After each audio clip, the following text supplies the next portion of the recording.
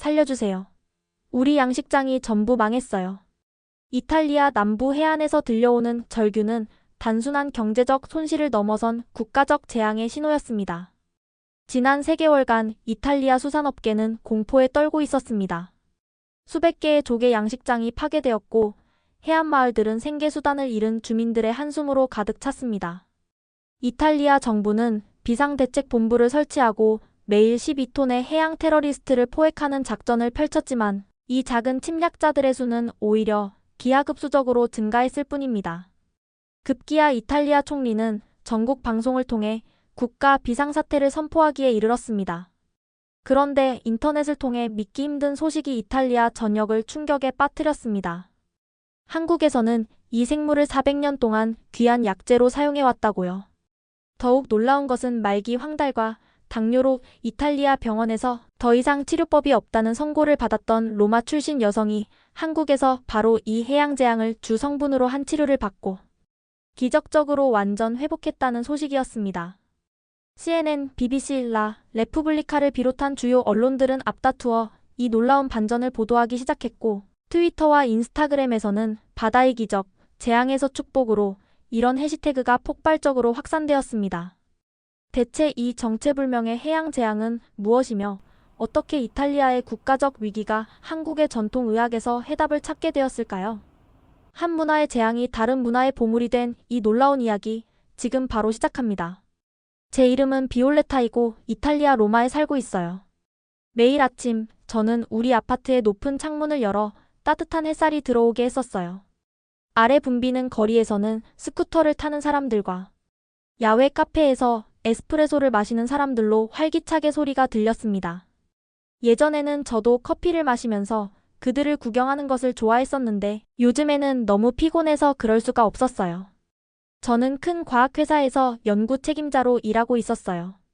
그곳에서 우리는 아픈 사람들을 돕기 위한 새로운 약을 만들었습니다. 저는 항상 사람들을 더 건강하게 만드는 방법을 찾는 제 일을 자랑스러워했었어요. 3개월 전 저는 소피아라는 예쁜 여자아이를 낳았어요. 완벽한 직업과 완벽한 가족을 가진 제 삶은 정말 멋진 것처럼 보였습니다. 하지만 지난주에 무서운 일이 일어났었어요. 이를 닦다가 거울을 보니 깜짝 놀랐어요. 제 피부가 노랗게 변하고 있었거든요.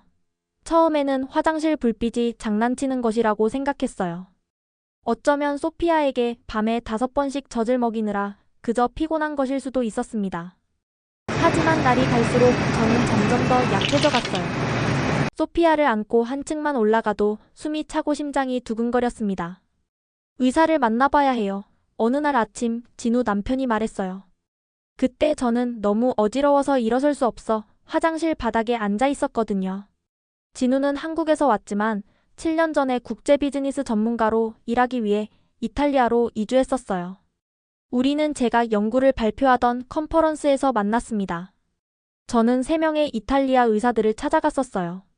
그들은 제 피를 뽑고 컵에 소변을 받게 하고 커다란 기계로 제 몸을 스캔했습니다. 저는 등이 아픈 플라스틱 의자에 앉아 차가운 대기실에서 몇 시간씩 기다렸어요.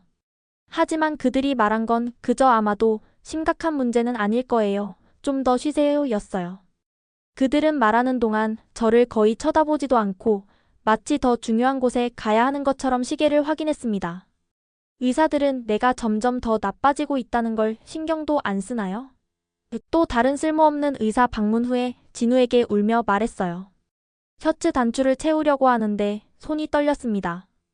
제가 이 미스터리한 병과 씨름하는 동안 아버지 도메니코가 끔찍한 소식을 전화로 알려주셨어요. 아버지는 이탈리아 남부 해안을 따라 조개와 굴을 키우는 조개 양식장을 소유하고 계셨습니다.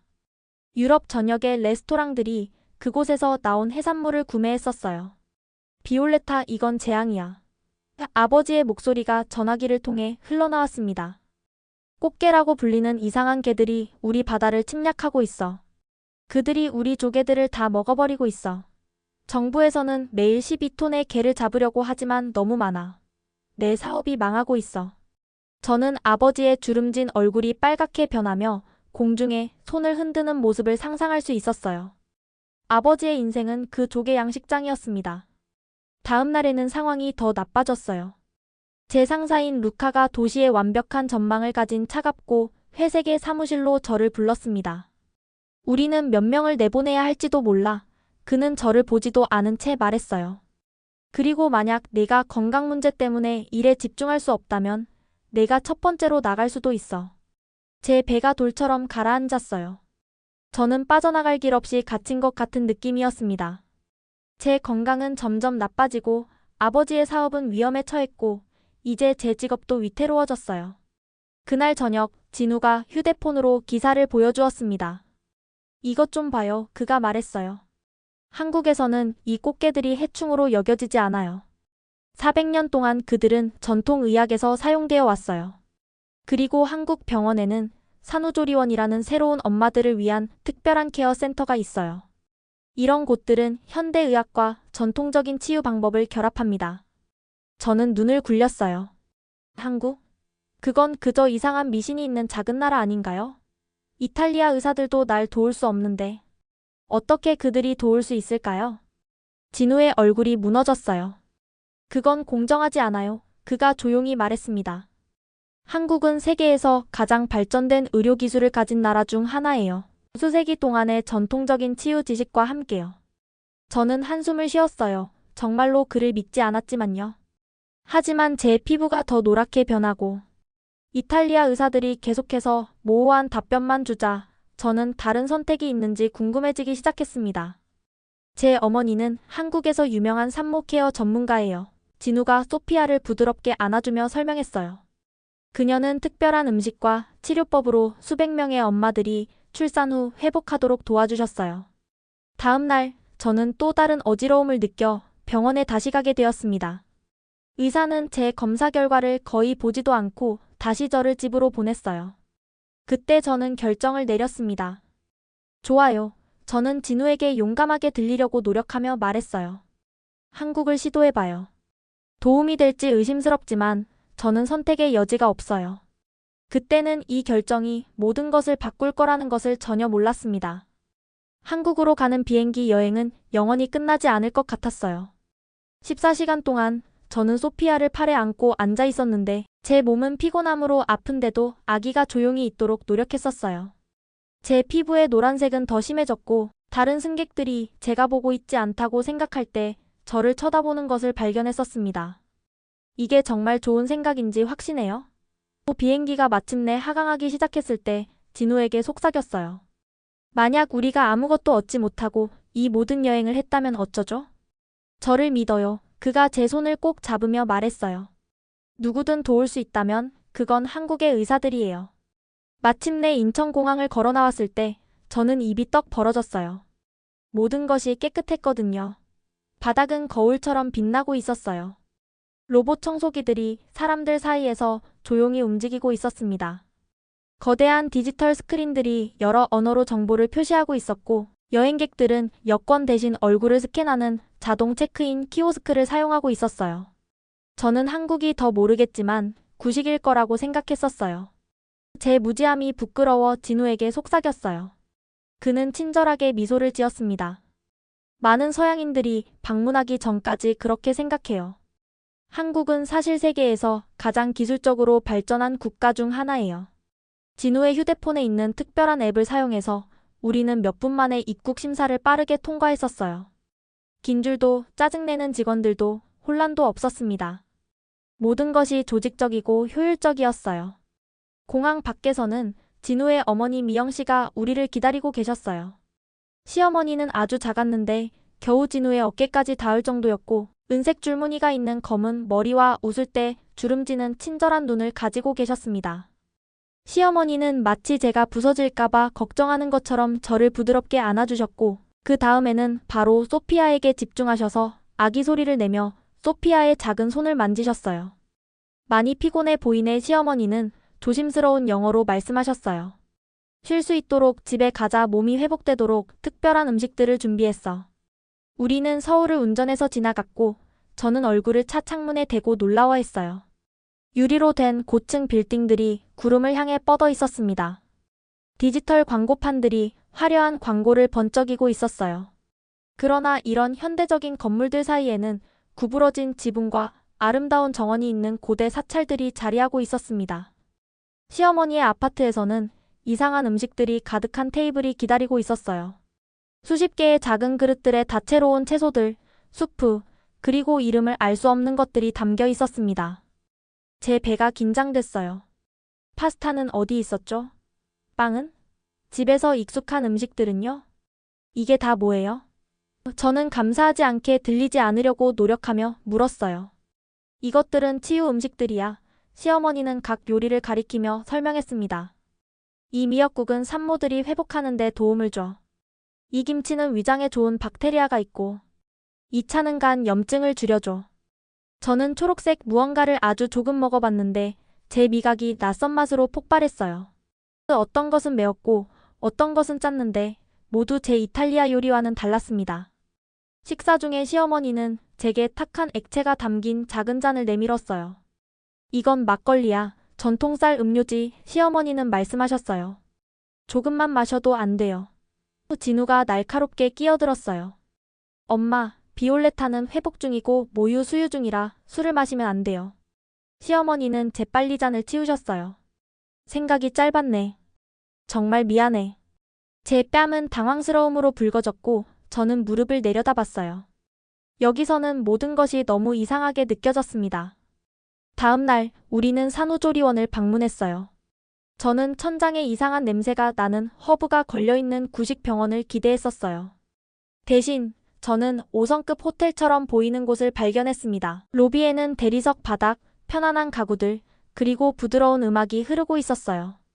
깨끗한 흰색 유니폼을 입은 간호사들이 따뜻한 미소로 우리를 맞이했었습니다.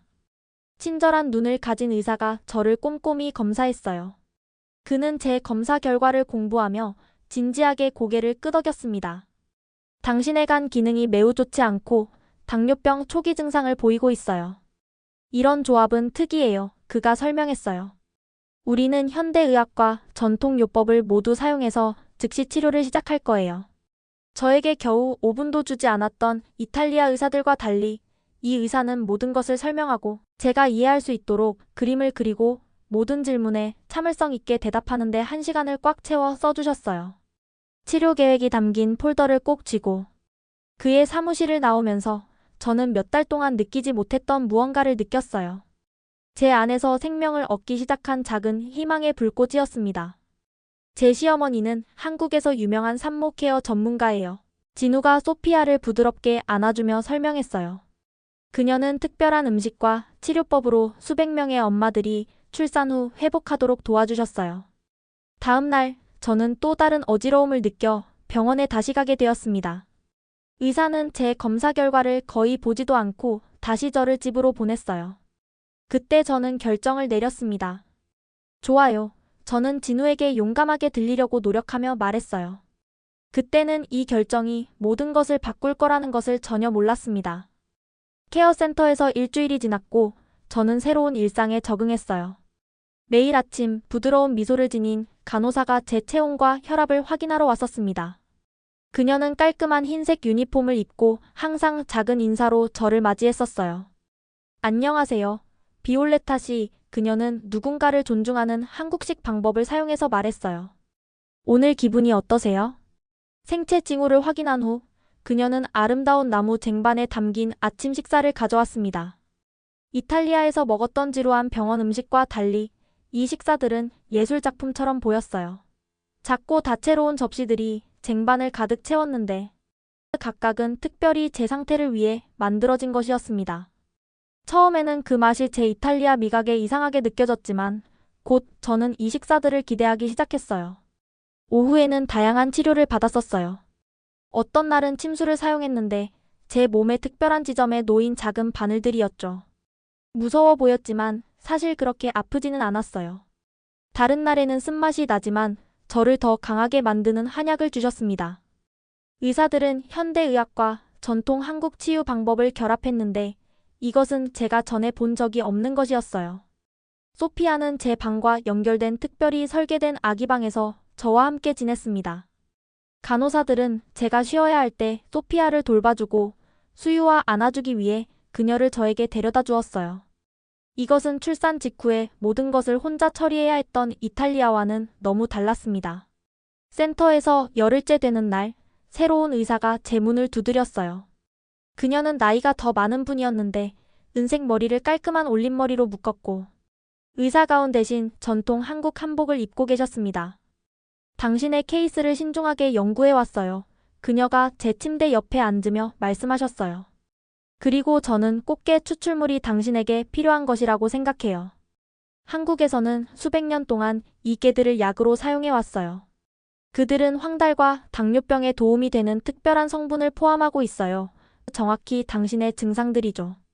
저는 충격으로 입이 떡 벌어졌어요. 꽃게요? 이탈리아에서 제 아버지의 조개 양식장을 파괴하고 있는 그 동일한 생물이요? 바로 그것이죠. 그녀는 부드럽게 미소 지으며 고개를 끄덕였어요. 한국에서는 해충이 아니라 건강에 가치 있는 것으로 여겨져요.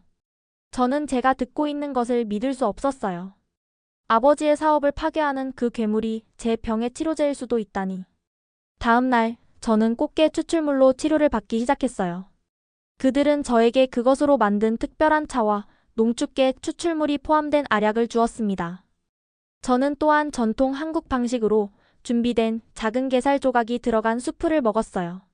이 치료를 시작한 지 일주일 만에 저는 변화를 느꼈습니다. 거울에서 저를 놀라게 했던 노란색이 제 피부에서 사라지고 있었어요. 저는 쓰러질 것 같은 느낌 없이 복도를 걸을 수 있었습니다. 심지어 소피아를 팔에 안고 정원에서 짧은 산책을 시작했어요. 몇 달 만에 처음으로 얼굴에 따뜻한 햇살을 느끼며요. 2주 후 제 혈액 검사는 놀라운 개선을 보여줬어요. 제 간은 훨씬 더 잘 작동하고 있었고 혈당은 정상 수준으로 돌아왔습니다. 믿을 수가 없어요. 저는 어느 저녁 우리가 창문에서 일몰을 바라보며 앉아있을 때 진우에게 말했어요. 이 치료들이 정말로 효과가 있어요. 그리고 해결책이 고향에서 그렇게 많은 문제를 일으키고 있는 그 개들에서 왔다니 생각해보세요. 머무는 동안 저는 다른 나라에서 온 다른 엄마들을 만났었어요. 사라라는 이름의 미국 여성이 제 친구가 되었습니다. 그녀는 밝은 빨간 머리와 코 전체에 흩어진 주근깨가 있었고 그녀의 웃음소리는 복도 끝까지 들릴 수 있었어요. 저도 한국 의학에 대해 완전히 회의적이었어요. 어느 오후 공동 공간에서 차를 마시며 사라가 저에게 말했어요. 미국에서는 우리 의료가 세계 최고라고 생각해요. 하지만 이 치료들을 시도한 후 저는 완전히 생각이 바뀌었어요. 저는 동의하며 고개를 끄덕이고 있었어요. 저도 이곳에 오기 전에 한국에 대해 너무 잘못된 생각을 가지고 있었어요. 후진적이거나 이상할 거라고 생각했었는데. 하지만 모든 것이 너무 발전되어 있고 사람들은 서로를 너무 잘 돌봐요. 제가 더 강해지자 진우는 제가 자유로운 오후에 서울 주변으로 짧은 여행을 데려갔습니다. 우리는 경복궁을 방문했는데 그곳에서는 채색된 나무, 천장과 구부러진 지붕을 가진 고대 건물들이 자랑스럽게 서 있었어요. 화려한 전통 옷을 입은 경비원들은 수백 년 동안 같은 방식으로 행해져 온 의식을 수행했습니다. 또 다른 날, 우리는 상상할 수 있는 모든 것을 판매하는 10층짜리 상점들이 있는 거대한 쇼핑몰을 방문했어요. 우리는 세계에서 가장 빠른 엘리베이터를 타고 레스토랑 테이블에 음식을 가져다주는 로봇들을 보았습니다. 서울은 매우 오래된 것과 매우 새로운 것들이 나란히 존재하는 이 놀라운 조합이었어요. 우리가 가는 곳마다 사람들은 우리에게 친절했습니다. 그들이 저와 소피아를 보면 나이든 여성들은 미소를 지으며 서툰 영어로 저에게 조언을 해주셨어요. 상점 점원들은 제가 앉아서 쉴 수 있는 장소를 찾아주었습니다. 이는 새로운 엄마로서 종종 보이지 않는 것처럼 느껴졌던 이탈리아와는 너무 달랐어요. 어느 저녁 저는 아버지와 화상 통화를 했어요. 화면 속 그의 얼굴은 피곤하고 슬퍼 보였습니다. 조개 양식장은 어떠세요, 아빠? 저는 그의 표정에서 답을 짐작할 수 있었지만 물었어요. 날이 갈수록 더 나빠지고 있어. 그는 한숨을 쉬었어요. 그 꽃게들이 모든 것을 먹어버려. 정부도 어떻게 해야 할지 모르고 있어. 갑자기 번개처럼 아이디어가 제 머리를 스쳤어요. 아빠. 저는 똑바로 앉으며 말했어요. 만약 이 꽃게들이 그저 재앙이 아니라면? 만약 그들이 실제로 가치 있는 것이라면? 저는 깨의 건강상 이 점과 그것들이 어떻게 제 병을 치료하는데 도움이 되고 있는지에 대해 배운 모든 것을 설명했어요. 아빠는 눈썹을 찌푸리며 당겨 모았어요. 누가 우리의 생계를 파괴하는 이 괴물들을 사겠어? 아마도 많은 사람들이요. 저는 가능성으로 마음이 급해지며 말했어요. 만약 그들이 정말로 건강상 이점이 있다면 그들은 우리 조개들보다 약으로서 더 가치가 있을 수 있어요. 저는 그의 표정이 바뀌는 것을 지켜봤어요. 이마에 깊은 걱정주름이 조금 펴졌고 몇 주 만에 처음으로 그의 눈에 작은 반짝임이 나타났습니다. 너 뭔가를 발견한 것 같구나, 비올레타. 그는 천천히 말했어요. 이게 치료에 대해 더 말해봐. 제가 설명을 시작하면서 저는 어쩌면 제가 두 가지 문제를 한 번에 해결할 방법을 찾았을지도 모른다는 것을 깨달았어요. 제 건강이 날마다 더 좋아지면서 저는 꽃게에 대해 계속 생각했어요. 이 생물들은 이탈리아에서 아버지의 사업을 파괴하고 있었는데 한국에서는 저를 치료하고 있었죠. 이 문제를 좋은 것으로 바꿀 방법이 있어야만 했습니다. 어느 날 밤 저는 깊게 숨을 들이쉬고 이탈리아에 있는 제 상사 루카에게 전화를 걸었어요. 그가 전화를 받기를 기다리는 동안 제 심장이 두근거렸습니다. 루카, 새 프로젝트에 대한 아이디어가 있어요. 저는 긴장에도 불구하고 자신감 있게 들리려고 노력하며 말했어요. 꽃게로 만든 건강 보조제요. 이 개들은 제 병을 치료한 특별한 성분을 가지고 있어요. 다른 수천 명의 사람들도 도울 수 있을 거예요. 루카는 웃었지만 친절한 방식은 아니었어요. 우리 해안을 파괴하고 있는 그 해충들에 우리 회사가 투자하길 원한다고? 한국에서 정신이 나갔나? 그게 바로 제 요점이에요.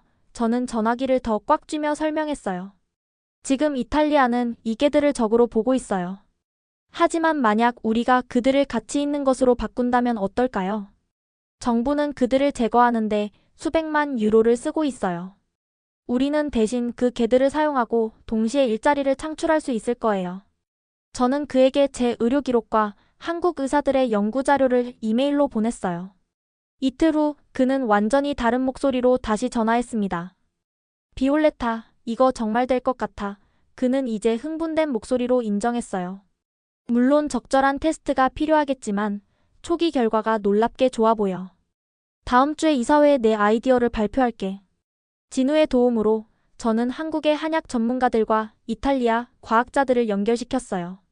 그들은 개를 연구하고 약으로 작용할 표준화된 추출물을 만들기 위해 함께 일하기 시작했어요. 한편 아버지는 지역 어부들과 개를 그저 제거하려고 하기보다는 약을 위해 잡는 것에 대해 이야기하기 시작했어요. 이 개들과 싸우는데 돈을 잃는 대신 그는 지역 사회 모임에서 그들에게 말했어요. 우리는 그들을 의료산업에 팔아 돈을 벌 수 있어요. 3주 후 루카는 제가 병실주의를 춤추게 만드는 소식으로 전화했습니다. 이사회가 내 아이디어를 정말 좋아했어. 우리는 꽃게 보조제 개발을 바로 시작할 거야. 그리고 내가 돌아오면 이 프로젝트를 이끌어주길 원해. 저는 소피아를 꼭 안고 기쁨의 눈물이 얼굴을 타고 흘렀어요. 저는 건강을 되찾았을 뿐만 아니라 아버지의 해안마을을 돕고 제 경력을 향상시킬 방법도 찾았었습니다. 한국을 떠나기 전에 저는 저를 도와준 모든 분들께 감사를 표하고 싶었어요. 시어머니는 저에게 그녀의 부엌에서 김치와 비빔밥을 만드는 법을 가르쳐 주셨습니다. 저는 그녀에게 제 가족의 파스타 소스 만드는 법을 보여드렸어요. 함께 우리는 한국과 이탈리아 음식 모두를 곁들인 감사 저녁 식사를 준비했습니다. 우리 모두가 테이블 주위에 모였을 때 저는 감사함으로 제 마음이 부풀어 오르는 것을 느꼈어요. 제가 처음 이곳에 왔을 때 저는 그룹에게 인정했어요. 한국에 대해 너무 많은 잘못된 생각을 가지고 있었어요. 저는 그저 구식 방식을 가진 작은 나라라고 생각했었어요. 이제 저는 이곳이 전통과 새로운 기술이 완벽하게 함께 작동하는 곳이라는 것을 알아요. 저는 포도주스 잔을 들었어요. 저는 도움이 필요한 아픈 사람으로 이곳에 왔지만 훨씬 더 많은 것을 가지고 떠나요. 새 친구들, 새로운 지식, 그리고 제가 한때 무시했던 문화에 대한 깊은 존경심이요. 6개월 후 제 꽃게 보조제는 유럽에서 출시되었어요. 그것은 간 문제와 당뇨병 치료에 빠르게 인기를 얻었습니다. 아버지의 해안마을은 약용계 가공의 중심지로 변모하여 수백 개의 새 일자리를 창출했어요. 한때 개를 저주했던 어부들은 이제 그들이 같이 있다는 것을 알고 그들을 조심스럽게 수확했습니다. 진우와 저는 이제 우리가 사랑하는 두 문화 사이에 다리를 놓으며 이탈리아와 한국 사이에서 시간을 나누고 있어요. 소피아는 이탈리아와 한국어를 모두 말하며 파스타와 김치를 똑같이 즐깁니다. 사람들이 그들이 한 번도 방문하지 않은 곳에 대해 편협한 말을 할 때 저는 그저 미소 지으며 말해요. 꽃게에 대한 이야기를 들려드릴게요. 그리고 재앙처럼 보이는 것이 어떻게 당신의 가장 큰 축복이 될 수 있는지에 대해서요. 오늘 사연 어떠셨나요? 사연이 재밌으셨다면 구독과 좋아요 부탁드립니다. 오늘의 사연은 여기까지입니다. 앞으로도 계속해서 놀라운 이야기로 찾아오겠습니다. 다음 이야기도 많이 기대해주세요. 오늘도 시청해주셔서 감사합니다.